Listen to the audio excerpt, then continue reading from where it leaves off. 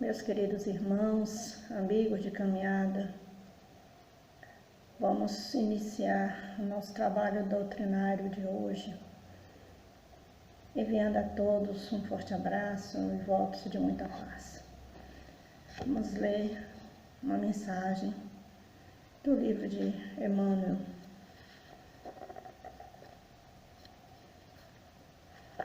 Vinha de luz. Mensagem 118. Queixas. Irmãos, não vos queixeis uns contra os outros, para que não sejais condenados. Está em Tiago 5, versículo 9. A queixa nunca resolveu problemas de ordem evolutiva. Entretanto, se os aprendizes do Evangelho somassem os minutos perdidos nesse falso sistema de desabafo, admirar-se-iam do volume de tempo perdido. Realmente, muitos trabalhadores valiosos não se referem a sofrimento e serviço com espírito de repulsa à tarefa que lhes foi cometida. A amizade e a confiança sempre autorizam confidências, mesmo nesse particular. Contudo, vale disciplinar a conversação. A palavra lamentosa desfigura muitos quadros nobres do caminho, além de anular grandes coisas de energia, grandes cotas de energia improficuamente. O discípulo do Evangelho deveria, antes de qualquer alusão amargosa, tranquilizar o mundo interno e perguntar a si mesmo: queixar por quê? Não será a esfera de luta o campo de aprendizado? Acaso não é a sombra que pede luz, a dor que reclama alívio? Não é o mal que requisita o concurso do bem? A queixa é um vício imperceptível que distrai pessoas bem-intencionadas da execução do dever justo. Existem obrigações pequeninas e milagrosas que, levadas a efeito, beneficiariam grupos inteiros. Todavia, basta um momento de queixa para que sejam irremediavelmente esquecidas. Se alguém ou algum acontecimento te oferece ocasião ao concurso fraterno, faz o bem que puderes, sem reparar a gratidão alheia, e por mais duro te pareça o serviço comum, aprende a cooperar com Cristo na solução das dificuldades. A queixa não atende à realização cristã em parte alguma e complica todos os problemas. Lembra-te de que, se lhe deres a língua, conduzir-te-á a ociosidade, e se lhes deres os ouvidos, te encaminhará à perturbação. Com essa mensagem, damos início ao trabalho doutrinário de hoje, recebendo em nossa casa com muito carinho, mais uma vez, o nosso irmão Edson Moreno, que logo em seguida fará a sua fala. Nos dará esse prazer de ouvi-lo. Seja bem-vindo, meu irmão. Que Jesus te abençoe e que os bons espíritos te inspirem. Agradeço a Casa de Oração, Esperança e Consolações, cumprimentando a todos os frequentadores, na pessoa de Dona Cléo. Nós vamos tratar hoje do tema O Problema do Ser, que é a primeira parte do livro O Problema do Ser, do Destino e da Dor, de Leon Denis.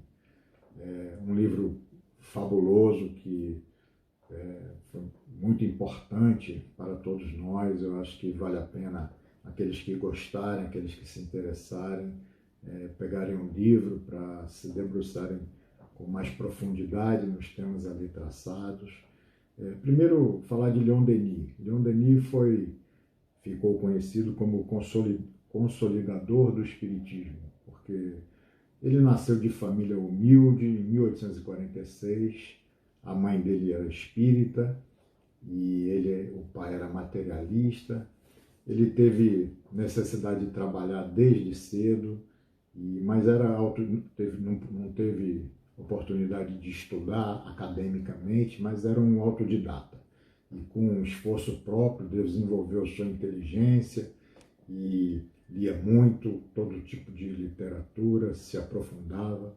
Com 18 anos de idade ele conheceu o Livro dos Espíritos e a partir dali ele realmente se converteu ao espiritismo e participou ativamente. Seu guia se apresentou a ele em 1882, era Jerônimo de Praga. Se apresenta e diz a ele que: vai, meu filho, pela estrada aberta diante de ti, caminharei atrás de ti para te sustentar. E Leon Denis foi muito importante porque debateu com os materialistas, com os positivistas da época, defendendo as ideias do espiritismo, e participou intensamente de muitos congressos internacionais, fez muitas palestras e redigiu livros de extrema importância, entre os quais este, que é um livro fabuloso, O Problema do Ser, do Destino e da Dor. Esse livro ele escreveu em 1908 e a partir de 1910 a sua saúde começou a diminuir, a sua visão e outros problemas. Ele vai desencarnar em 2027. Aliás, 1927. Mas ele já trata nesse livro de problemas como o inconsciente. Imagine que como estava atualizado com os conhecimentos mais avançados da época, porque Freud vai se encontrar com Jung pela primeira vez em 1907. Jung, aliás, vai publicar um livro que trata do eu e do inconsciente, somente em 1928. Leon Denis, em 1908, já tratava dos problemas do inconsciente, completamente sintonizado com as ideias mais avançadas da época, com todo aquele conhecimento. E, ao final de sua vida, ele vai ser congraçado, vai ser levado, vai ser aclamado por todos os espíritas como presidente da Federação Internacional do Espiritismo, em 1925. Tem 14 livros de muito peso e muito importantes para nós. A ideia de falar do problema do ser é porque Leon Denis também é considerado um filósofo espírita. E certa feita estava observando um filósofo contemporâneo, Mário Sérgio Cortella, falando sobre os problemas que hoje nós vivemos. E Mário Sérgio vai dizer para nós que é um momento que a gente precisa realizar o autoconhecimento, mas que temos que ter cuidado, porque nem sempre vai se apreciar aquilo que se enxerga dentro de si mesmo. Mas vai dizer o seguinte, que nós não pedimos para nascer, mas que já que existimos, temos que buscar um propósito para a nossa existência. E diz ele que o propósito da nossa existência é tentar construir um próprio propósito. Eu acho que é importante que a gente possa reflexionar do ponto de vista da doutrina espírita, aproveitando um filósofo de mão cheia como Leon Denis para nos ensinar qual seria, não inventar um propósito, mas para que ele possa nos ensinar qual é o propósito real da nossa existência, para que nós também possamos saber que nós pedimos sim para nascer. Aqui estamos porque pedimos, porque lutamos para aqui estar. E o propósito não precisamos inventar. O propósito da nossa existência está bem definido, bem claro, e esse livro, em especial essa primeira parte, vai nos deixar muito claro qual é o propósito da nossa existência.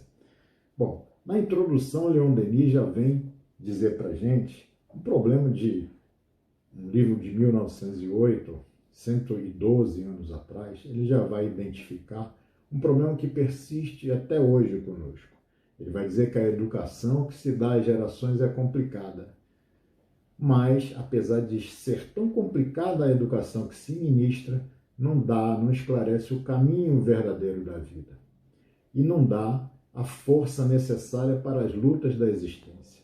Isso é verdade, nós vemos muitas pessoas, muitos jovens em especial, que não têm aquela fibra necessária para enfrentar os problemas, para o enfrentamento das dificuldades que a vida nos apresenta. Muitos desistindo, inclusive, da própria vida, desistindo de continuar a existência. Vai dizer Leon Denis que o ensino clássico, ele é excelente no cultivo e no ornamento, na beleza da inteligência, mas não inspira a ação, o amor e a dedicação. E que é preciso preparar os espíritos para os combates da vida presente, também com vistas aos combates das vidas anteriores que aqui se apresentam. Ensinar o ser humano a conhecer-se, a desenvolver-se com vista aos seus fins. E aí nós vamos ver quais seriam os fins. E desenvolver também as forças latentes que dormem em cada um de nós. Porque nós, espíritas, sabemos que vivemos muitas existências. Nós não temos a memória dos fatos, de quem fomos especificamente, do que fizemos de forma direta, mas nós temos a intuição.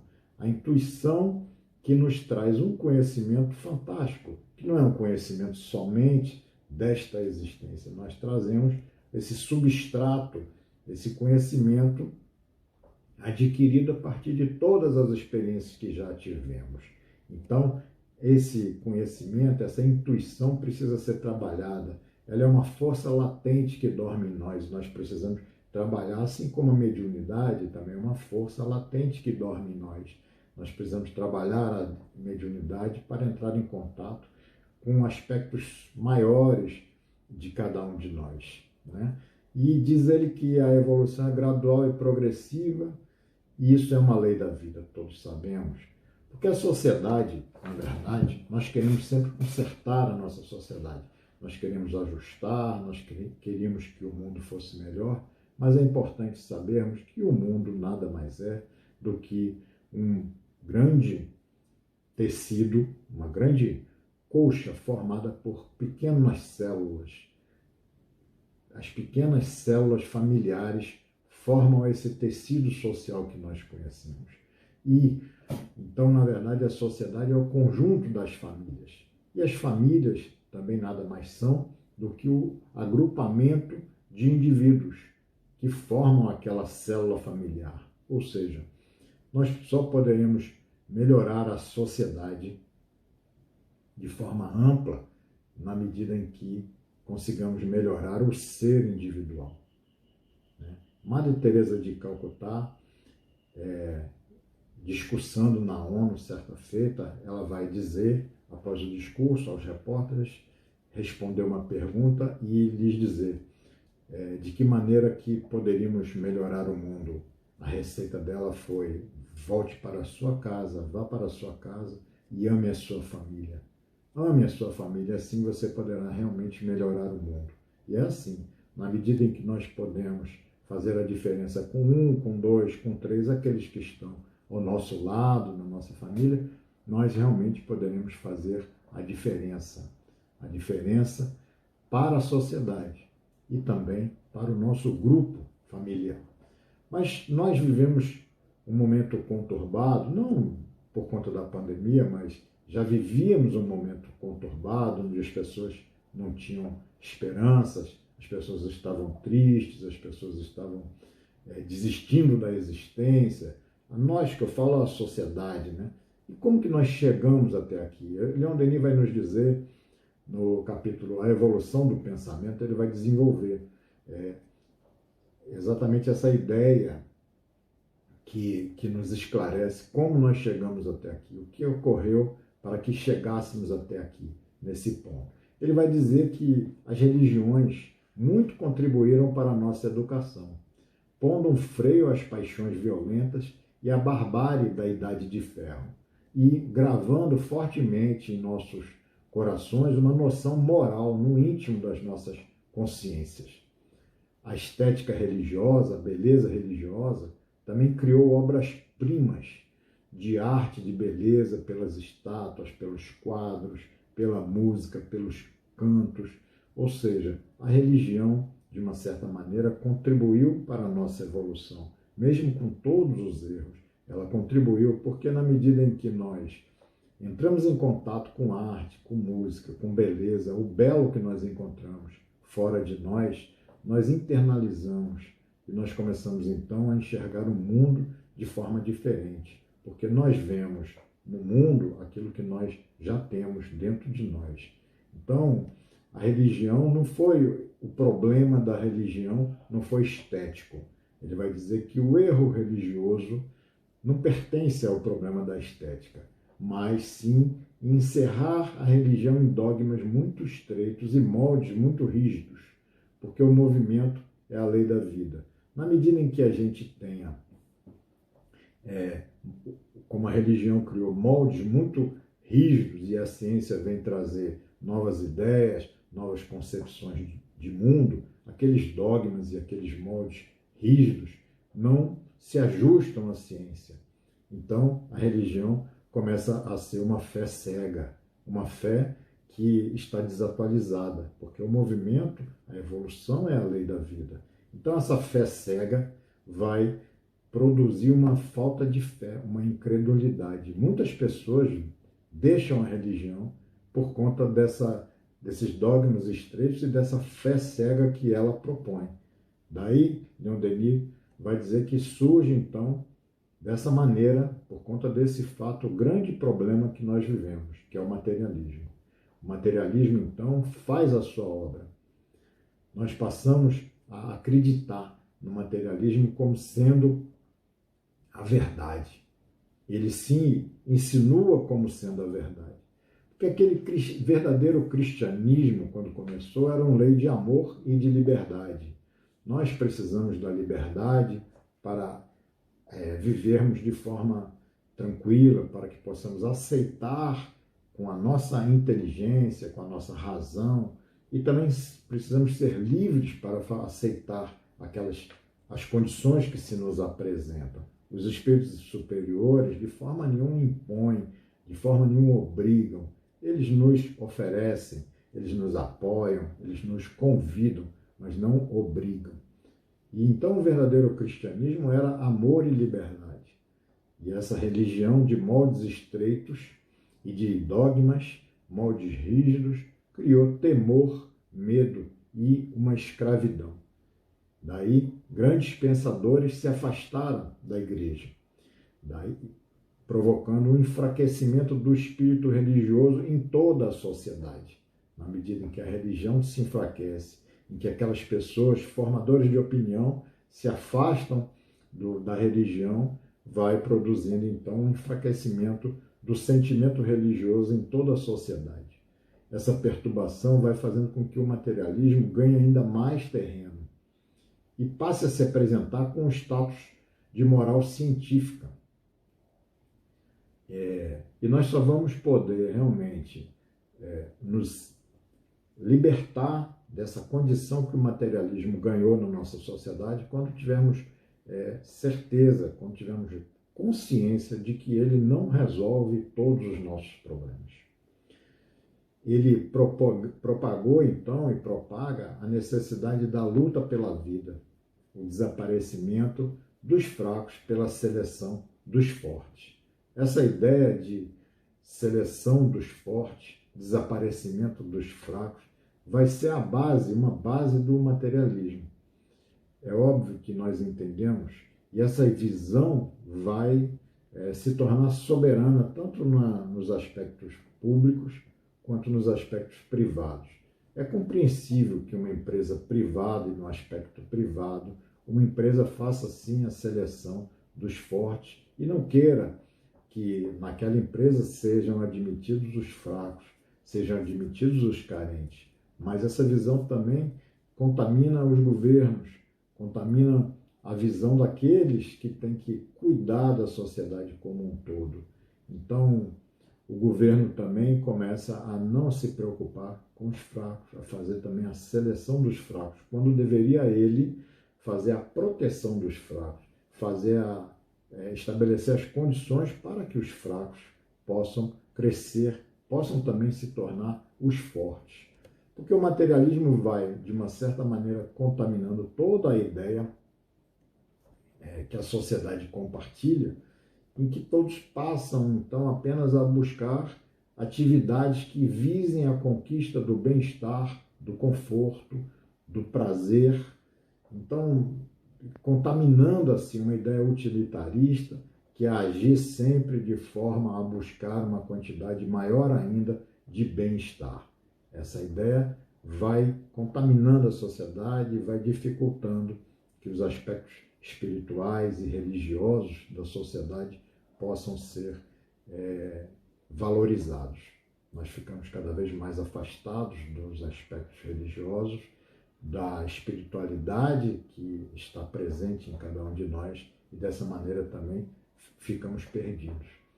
Então eu quero contar uma história para que a gente possa entender de que maneira que a gente deve interpretar o materialismo. É uma história, é um conto zen budista que fala sobre o apego e fala sobre a identificação de um problema.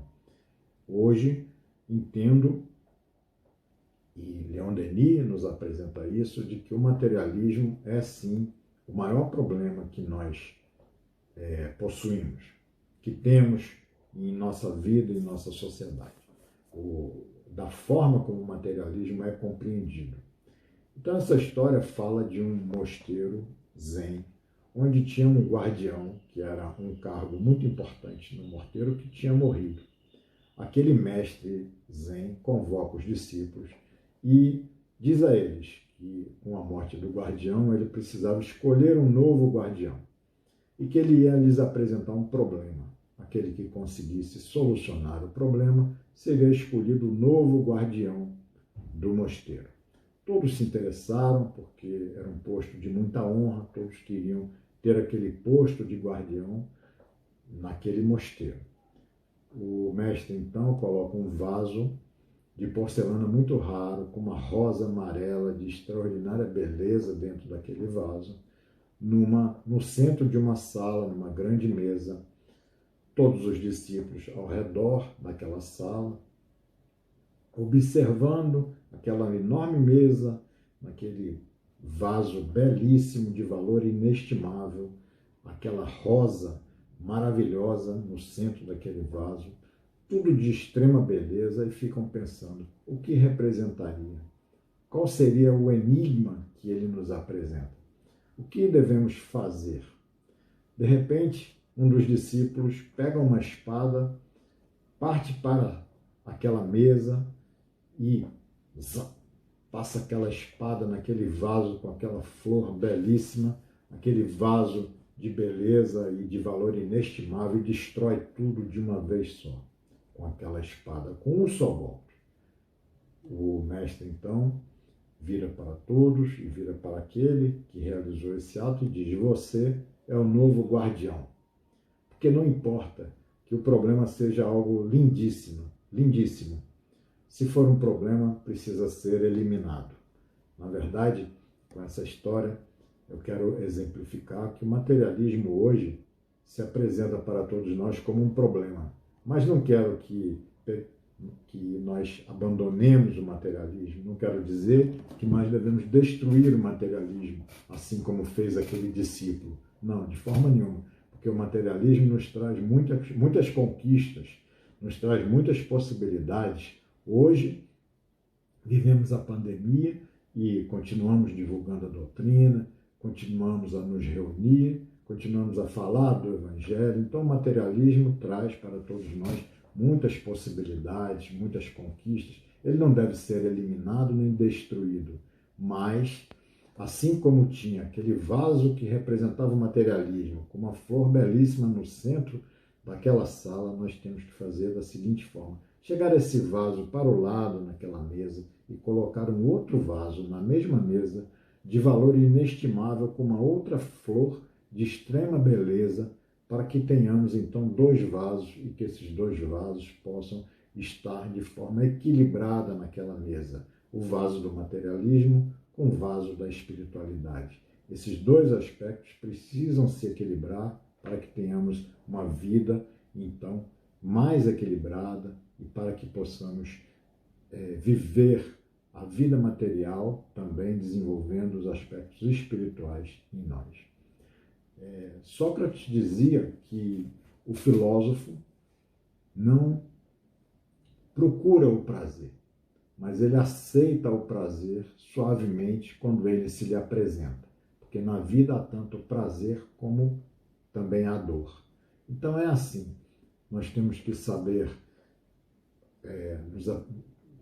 nos aproveitarmos do prazer quando ele surge, mas também conviver com a dor quando ela surge, e assim nós vamos vivendo de forma equilibrada. Não viver só buscando o prazer de todas as formas, a todo custo. Viver de maneira equilibrada, aceitando o prazer quando ele chega e aceitando também as dores, convivendo com elas quando elas nos chegam, né?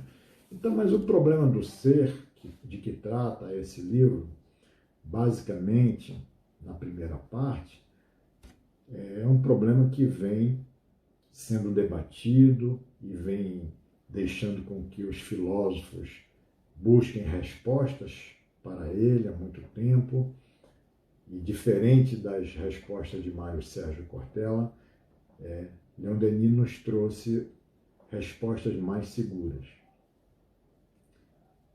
Qual é esse problema fundamental do ser? São três problemas fundamentais. Primeiro, qual a natureza da nossa personalidade? Quem somos? Quem somos nós? O que somos nós? O segundo problema é: isso que nós somos é um elemento suscetível de sobreviver à morte da matéria? Para onde vamos se podemos sobreviver à matéria? Para onde vamos? É a segunda questão. E a terceira questão é: qual é o sentido da existência? Ou seja, para que vivemos? E é a resposta a esses três problemas que nós pretendemos apresentar. Bom, quem somos? Nós somos espíritos. Porque a matéria não pode gerar qualidades que ela não tem. Átomos não podem representar a razão, o gênio, o amor, a caridade.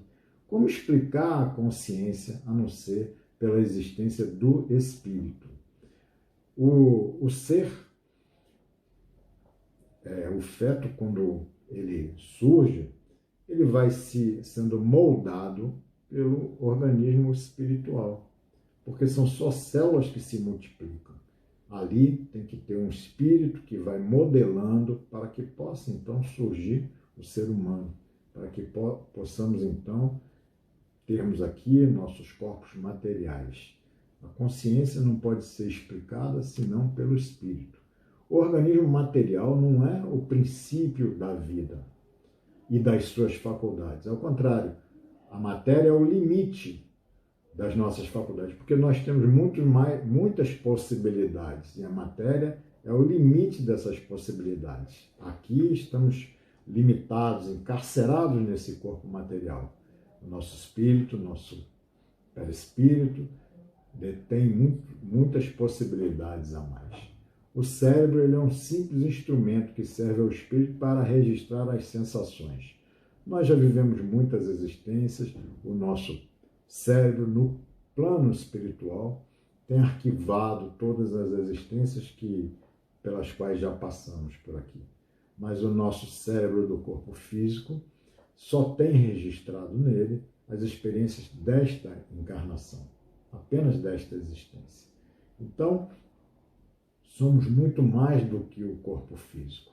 À medida que a ciência vai avançando, nós vamos percebendo, e a ciência também vai percebendo, que a matéria é cada vez menos material. Vai percebendo que o átomo não é mais prótons e nêutrons. Prótons e nêutrons são partículas mínimas chamadas quarks. Vai percebendo que O mundo nada mais é do que um mundo de vibrações. A matéria ela não organiza, ela é organizada.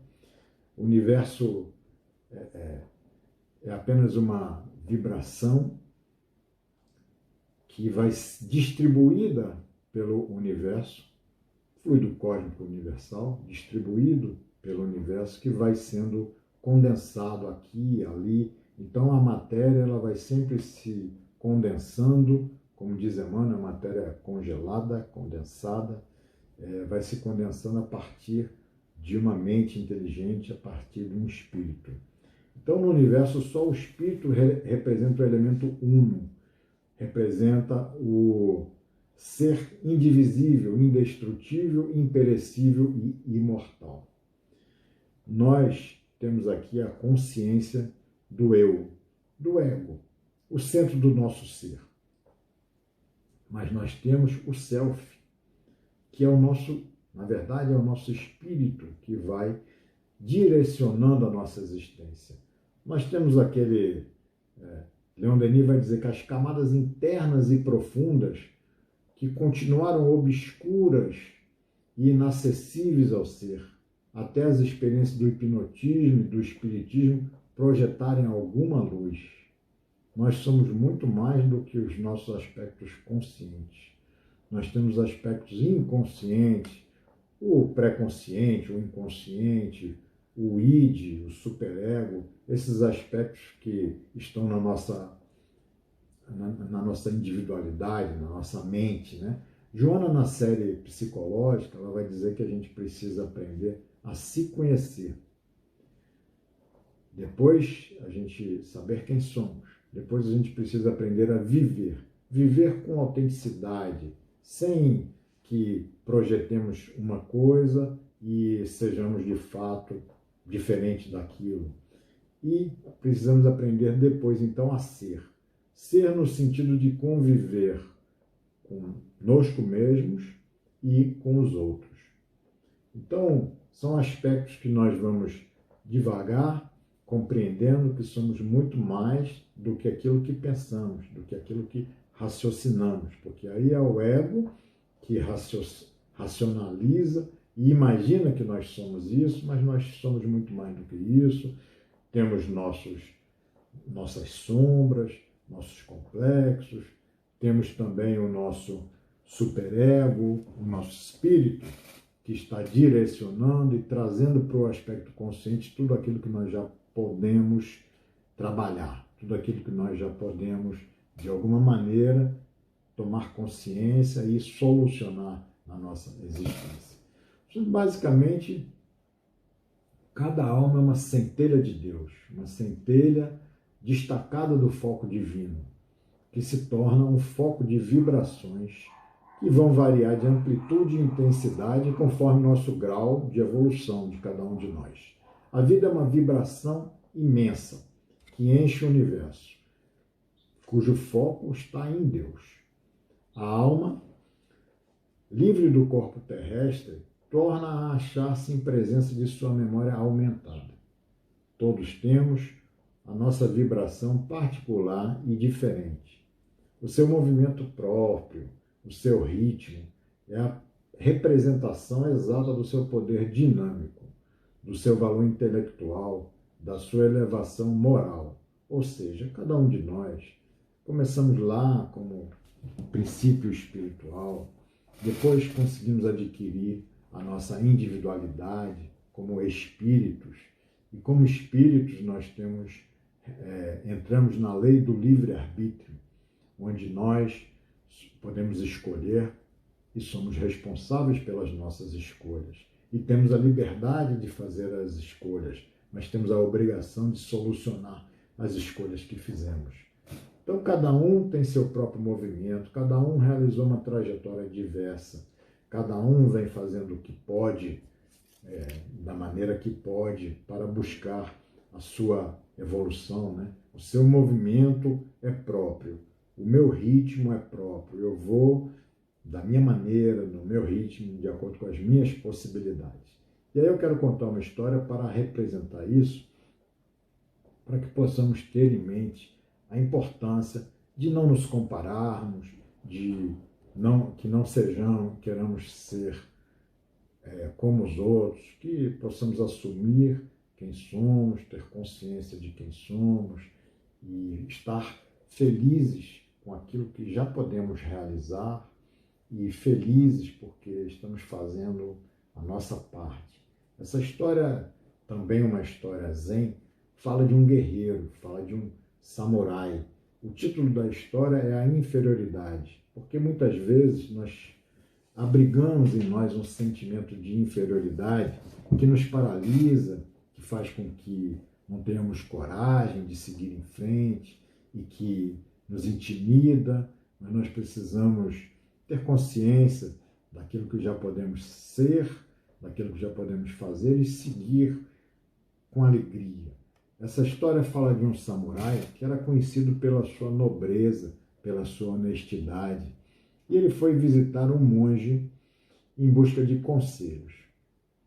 Assim que ele entra no templo, onde o mestre rezava, ele se sentiu inferior e concluiu que, apesar de toda a sua vida ter lutado por justiça e paz, não tinha sequer chegado próximo ao estado de graça daquele homem à sua frente. E aí ele fala para aquele mestre: Mestre, por que razão estou me sentindo tão inferior a ti? Já enfrentei a morte diversas vezes. Defendi os mais fracos. Sei que não tenho nada do que me envergonhar. Entretanto, ao vê-lo meditar, senti que a minha vida não tem a menor importância.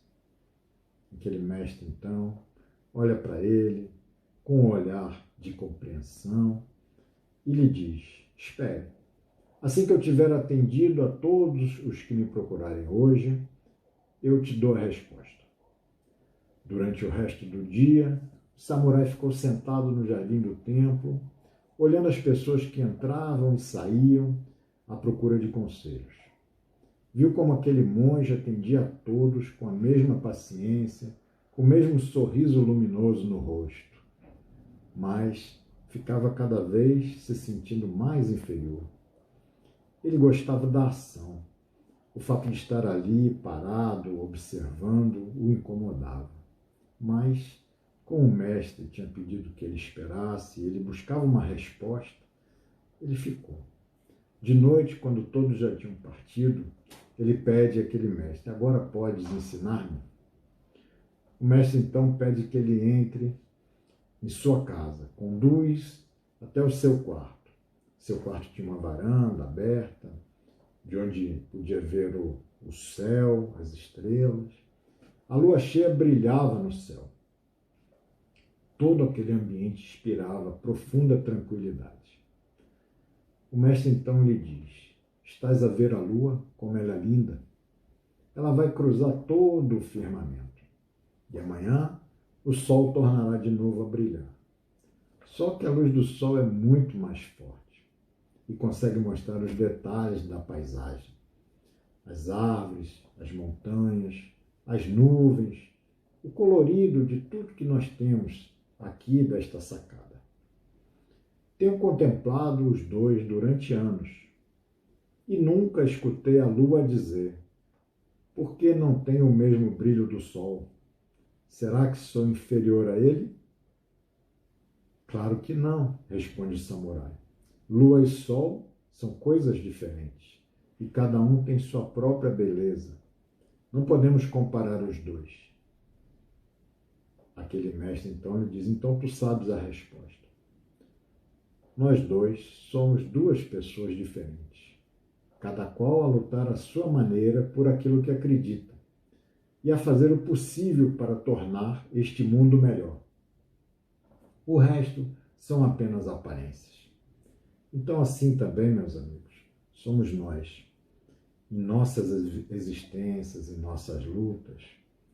Cada um está carregando também apenas aparências, porque cada um está fazendo o possível, aquilo que pode, lutando por um mundo melhor. Não podemos desistir, não podemos diminuir a intensidade da nossa luta. Devemos continuar lutando por um mundo melhor, independente das condições, independente de que um possa fazer mais ou menos, independente daquilo que já fazemos, se pensamos que ainda é pouco, não. Estamos no ápice da nossa condição evolutiva. Nós já saímos do mundo animal, onde éramos apenas, ainda não éramos espíritos, era um princípio espiritual. Já somos espíritos, já temos a condição de raciocinar, de realizar tantas coisas. Estamos numa condição muito boa e que tenhamos condição de nos harmonizarmos com Deus, que é o foco de todas as vibrações, que é o foco do amor. Que possamos desenvolver o amor em cada um de nós e seguir em frente. Já precisamos passar por vias escuras. Para onde vamos? Nós vamos para a perfeição. Nós já revestimos vários corpos, como um vestuário, como uma roupa que nós utilizamos. Todos esses corpos já pereceram, já morreram, mas nós continuamos na nossa marcha ascendente, onde o fim é a perfeição. O fim é a libertação destes corpos, desses vestuários, para nos integrarmos à verdadeira vida, que é a vida do Espírito. O objetivo da nossa existência, para onde vamos, o objetivo é a evolução. A razão de ser da vida não é a felicidade terrestre, mas é o nosso aperfeiçoamento por meio do trabalho, do esforço e de todas as alternativas que se apresentem. Mesmo que sejam alternativas de alegria ou de dor, nós temos que continuar a nossa luta pelo aperfeiçoamento. O adiantamento é a nossa obra. A matéria ela é um obstáculo útil. Ela provoca o nosso esforço, desenvolve a nossa vontade, contribui para que a gente possa crescer, impondo para cada um de nós necessidades que nos obrigam a trabalhar e que nos obrigam a nos desenvolvermos. Como que sem dor nós poderíamos conhecer a alegria? Como que sem sombra nós poderíamos dar valor à luz? Como que sem a privação poderíamos saborear o bem adquirido? Então o espetáculo da luta do espírito com a matéria é um espetáculo de beleza, é um espetáculo de luz, é um espetáculo de evolução. O espírito moldando a matéria e transformando ela em vida, em beleza. A experiência vai dizer para todos nós que nunca, em todas as fases da nossa vida, nunca tudo vai estar bom, tudo vai estar perfeito. Se a gente não está com problema de dinheiro, a gente está com problema de saúde, ou a gente está com problema de família, ou a gente está com problema na relação afetiva. Se a gente sempre vai estar com algum problema para resolver ou resolvendo algum problema. Se tem alguém que está vendo essa palestra que nesse momento está pensando que não tem nenhum problema, espera, ele vai chegar. Os problemas chegam porque é a partir dos problemas que são para nós circunstâncias desafiadoras, é que nós vamos desenvolver a nossa inteligência, desenvolver o nosso equilíbrio emocional, e é a partir deles e dessa experiência é que nós vamos nos educando e vamos nos aperfeiçoando. A gente vai sendo estimulado para que a gente possa melhorar, para que a gente possa aprender coisas novas, para que a gente saia da zona de conforto e possa se transformar e se renovar. Essa é a grande finalidade, a nossa transformação e a nossa renovação. A morte, o que é a morte? É nada, é apenas deixar esse vestuário. Guimarães Rosa, no livro Grandes Sertões Veredas, tem um personagem, Riobaldo, que vai dizer muitas vezes: viver é muito perigoso, viver é muito perigoso. Certo momento ele diz: viver é muito perigoso, sempre acaba em morte. Mas nós temos que entender que os mortos são os vivos do céu. Sócrates, depois de ter tomado a cicuta, ainda ficou debatendo a imortalidade do ser. junto daqueles seus discípulos. Certo momento, um discípulo lhe pergunta como ele queria ser enterrado. Ele vai dizer: enterrai-me como quiserdes, do jeito que vocês quiserem, se puderem se apoderar de mim. Porque ele sabia que lá ele não mais estaria. Porque ali era o vestuário. Ele seguiria. A morte é uma mudança de estado. É a destruição dessa forma frágil que já não nos proporciona condições necessárias ao nosso funcionamento com vistas à nossa evolução. Quando esse vestuário não está mais adequado, não está mais nos proporcionando a condição de evoluir, quando a condição de evoluir ela é melhor no plano espiritual do que aqui no plano físico, nós seguimos adiante. Nada perece, tudo se transforma. A morte não existe. Mas que também nós não desejemos a morte. Não vamos desejar a morte. Chico, certa feita, disse para Emmanuel, quando já não podia mais escrever, não levantava mais da cama, disse para Emmanuel: Emmanuel, talvez fosse melhor que eu desencarnasse. Emmanuel vai dizer para ele: não, Chico, nem pense nisso. Enquanto você ainda estiver aqui no plano físico, ainda puder fazer uma prece em favor de alguém, você está sendo útil. Então a gente não deve temer a morte, mas devemos nos esforçar para embelezá-la, preparando-nos para ela pelo estudo e pela conquista de beleza espiritual, beleza moral que nos permita ir para um lugar melhor, quando para lá formos. Para que a gente possa finalizar o problema do ser, vamos tentar resumir o problema do ser e aquelas 3 perguntas, trazendo as respostas que aqui falamos. Quem somos nós? Somos espíritos imortais, em trânsito da animalidade para a angelitude com vistas à perfeição. Somos espíritos, não somos matéria. Espíritos imortais. Para onde vamos? Para o local no plano espiritual que as nossas concepções e as nossas realizações nos levarão. Que nós possamos nos embelezar do ponto de vista espiritual, desenvolvendo o amor em nós, o amor ao próximo, o amor ao outro, porque a lei do plano espiritual é a cooperação. Dessa forma, nós vamos para o plano espiritual, um plano espiritual de beleza, de luz, onde novas oportunidades se desdobrarão para nós. E qual o sentido da existência? O sentido da existência não é inventar um sentido, como foi dito lá no princípio. O sentido da existência é o nosso aperfeiçoamento, através do esforço e da vontade na superação dos obstáculos que a matéria nos impõe para a nossa renovação. Então, esse é o sentido da existência.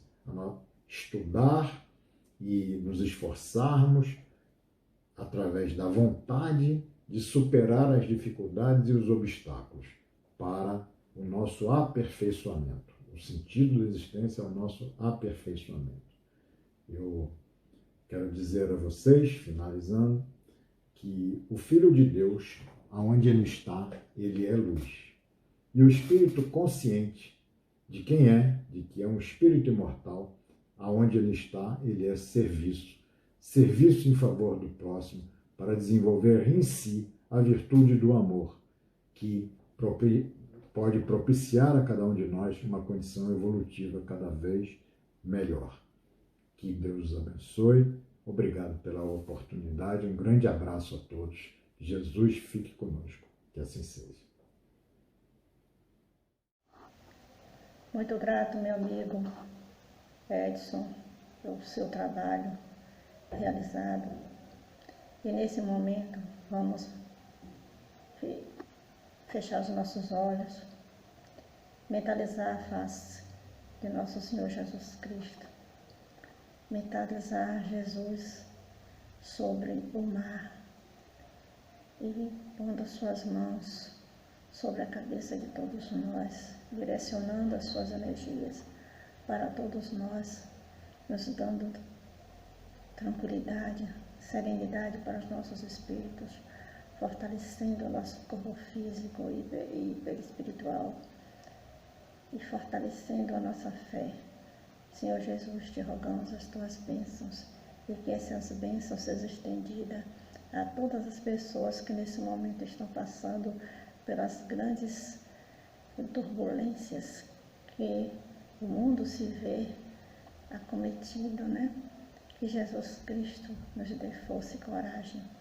Rogamos aos bons espíritos que amparem todas as famílias, que consolem todos os aflitos e cure todos aqueles que estão nesse momento passando por dores atrozes no leito do hospital. Rogamos, Senhor Jesus, a tua misericórdia. Assim sendo, meu Senhor, vamos fazer uma prece a doutor Bezerra de Menezes, por ele mesmo, suplicando assistência para todos os nossos irmãos do Brasil e do mundo.